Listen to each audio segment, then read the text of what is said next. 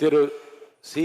Joseph Vijay அவர்களை முதலமைச்சராக கொண்ட அமைச்சரவை மீது இப்பேரவை தனது நம்பிக்கையை தெரிவிக்கிறது என்னும் தீர்மானம் பேரவையின் முடிவுக்கு விடப்பட்டு வாக்குகள் பின்வருமாறு எண்ணி கணிக்கப்பட்டன. தீர்மானத்தை ஆதரித்தோர் 144,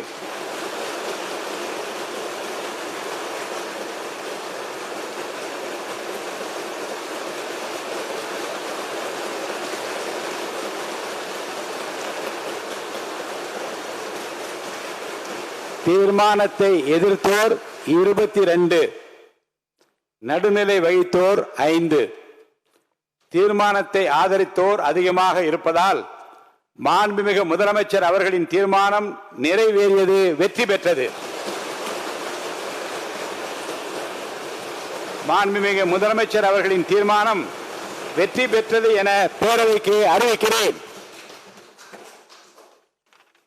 அமருங்க.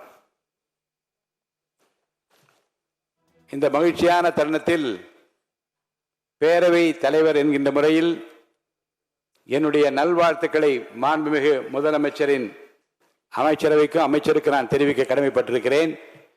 வான்மழை மேகமாய், ஒளிதரும் தீபமாய், தியாகத்தின் திருவிளக்காய், மனிதாபிமானத்தின் மறுவுருவாய், தமிழ்நாட்டின் நம்பிக்கை நட்சத்திரமாய், இந்திய திருநாட்டின் கலங்கரை விளக்கமாக விளங்கிக் கொண்டிருக்கிற தமிழ்நாட்டின் நிரந்தர முதலமைச்சர் மாண்புமிகு புரட்சித் தளபதி அவர்களுக்கு முதற்கண் எனது இதயம் கனிந்த பாராட்டுக்களை தெரிவித்துக் கொள்கிறேன். அன்று மக்கள் மன்றத்திலே வென்றார். இன்று இந்த மாமன்றத்திலேயும் வெற்றி பெற்றிருக்கிறார்.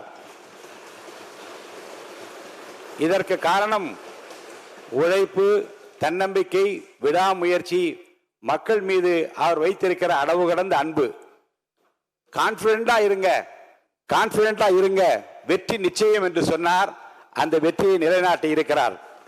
வெற்றி மீது வெற்றி வந்து என்னை சேரும் என்று பாடிய புரட்சி தலைவர் அவர்கள் அதை வாங்கி தந்த பெருமையெல்லாம் உன்னை சேரும் என்று பாடினார். இன்று முதல்வர் சொல்வார், வெற்றி மீது வெற்றி வந்து என்னை சேரும், அதை வாங்கி தந்த பெருமையெல்லாம் மாமன்ற உறுப்பினர்களே உங்களை சேரும், அதை வாங்கி தந்த பெருமையெல்லாம் தமிழ்நாட்டு மக்களே உங்களை சேரும் என்பார். அமைதியாக ஒரு புரட்சியை, ஒரு வெற்றியை நிலைநாட்டி இருக்கிறார்.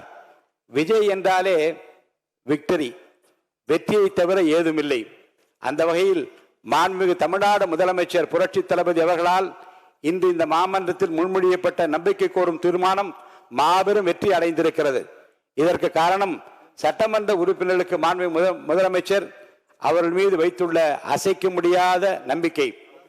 பலவான்களை ஆசனங்களிலிருந்து தள்ளிவிட்டு தாழ்மையானவர்களை உயர்த்துகிறார் இறைவன்.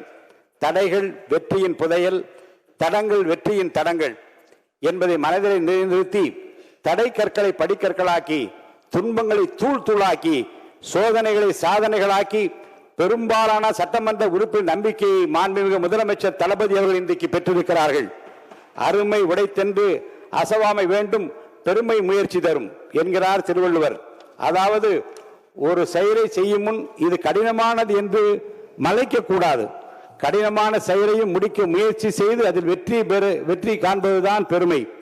திருவள்ளுவரின் வாய்மொழிக்கேற்ப எதை கண்டும் மலைக்காமல் பிறரை மலைக்க வைத்திருக்கிறார் மாண்புமிகு முதலமைச்சர் தளபதி அவர்கள். இந்த மாமன்றத்தில் முன்மொழியப்பட்ட நம்பிக்கை கோரும் தீர்மானம், அதை நினைக்கும் போது மலை போலே வரும் சோதனையாவும் பனி போல் நீங்கிவிடும், நம்மை வாழ விடாதர் வந்து நம் வாசலில் வணங்கிட வைத்துவிடும் என்கின்ற அந்த வரிகள் தான் எனக்கு நினைவுக்கு வருகிறது. ஒன்றை நான் நினைத்து பார்க்கிறேன்.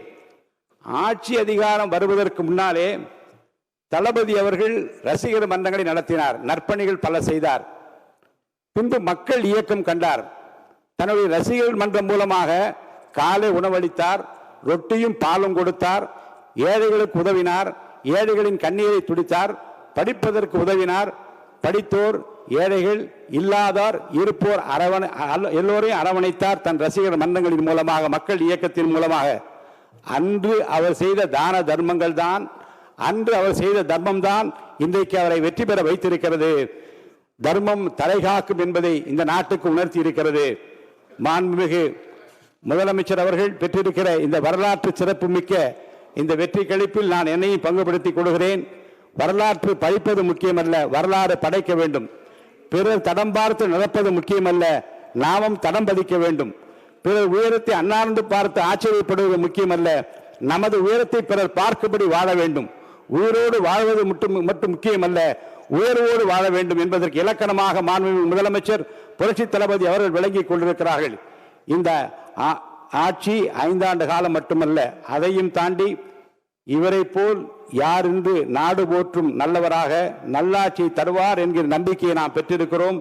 தொடர்ந்து அவருடைய ஆளுமை, அவருடைய திறமை இந்த தமிழ்நாட்டு மக்களுக்கு பயன்பட வேண்டும்.